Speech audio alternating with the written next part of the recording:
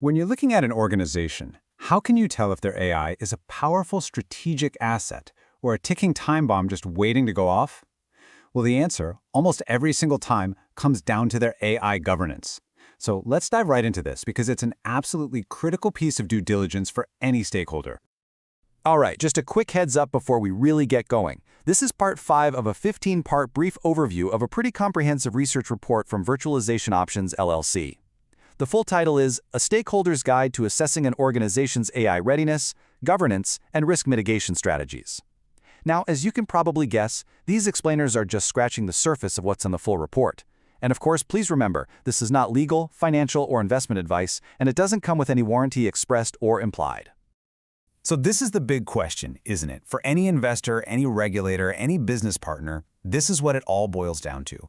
Is the AI you're evaluating built on a rock-solid foundation, or is it basically an accident waiting to happen? The stakes here are incredibly high, and governance is the framework that's supposed to manage all of that risk. Okay, so here's our game plan for getting to the bottom of this. We're going to start with why governance is so essential. Then, I'll introduce you to a really powerful model for assessment called the governance pyramid. From there, we'll drill down from the boardroom all the way to the operational level, and then we'll pull it all together for the ultimate litmus test. First things first, let's really understand this whole governance imperative. You know, this isn't just about ticking boxes on some compliance checklist. We're talking about the fundamental framework an organization uses to manage its AI risk and make sure it's being deployed responsibly. So, what are we really talking about here? AI governance is the whole shebang. It's the structures, the processes, the policies, the lines of accountability, everything that guides an AI project. And here's the kicker. When you look at those major headline-grabbing AI failures, the root cause is almost always a breakdown in governance. It is the single biggest risk factor, bar none. Now, to assess this whole system in a smart way, we need a model. And that's where the governance pyramid comes in. Think of it as a blueprint that lets us evaluate just how mature or immature an organization's approach really is.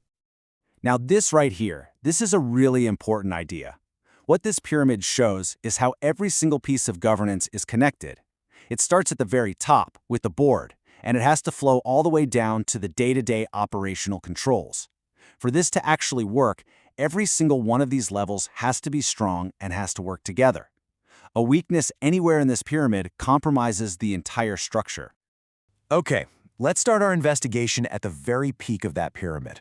We're talking about the board and the C-suite. This is where the tone for the entire organization is set, and it's where the buck ultimately has to stop. Let's be crystal clear about this.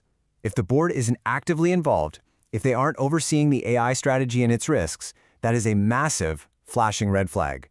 It's a signal that the organization, at its core, just isn't taking the potential for catastrophic failure seriously enough. And this is a fantastic breakdown of what you should be looking for. On the left side, you've got the signs of real strength. A dedicated board committee that actually has AI expertise, regular, serious reviews of AI projects, clear lines of accountability. But on the right, well, those are the red flags. A total absence of board involvement, a C-suite that doesn't get AI, or maybe my favorite, a ceremonial committee that meets maybe once a quarter, has no real power, and produces no documented outcomes. Okay, so let's move down the pyramid from the boardroom and get into the next layer. This is where those high-level principles are supposed to get translated into actual, concrete policies, review processes, and response plans. I really want to let this quote sink in for a second, because it is so incredibly important. A company can hand you a beautiful, glossy 50-page document on their AI ethics policy. But if that policy is just gathering dust on a shelf and isn't actually being put into practice, it is completely and utterly worthless as a tool to mitigate risk. And what that means is, as a stakeholder, you can't just take them at their word. You have to demand the evidence.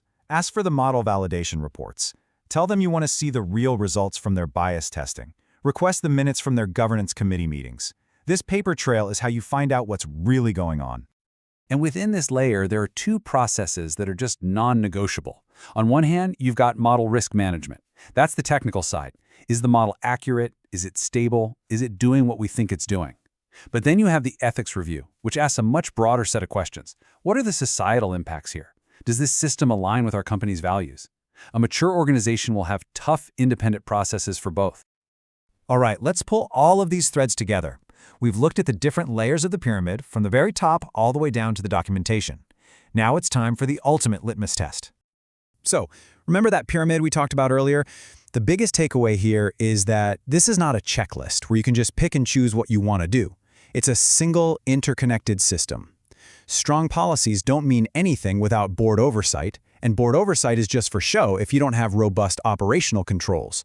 A weak link anywhere breaks the whole chain. So, what does this all mean for you?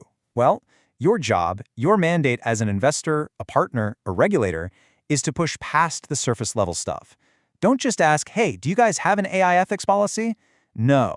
Instead, you need to demand evidence of the complete functioning system that actually brings that policy to life, from the very top of the organization all the way to the bottom. And that really leaves us with one final and I think pretty powerful question.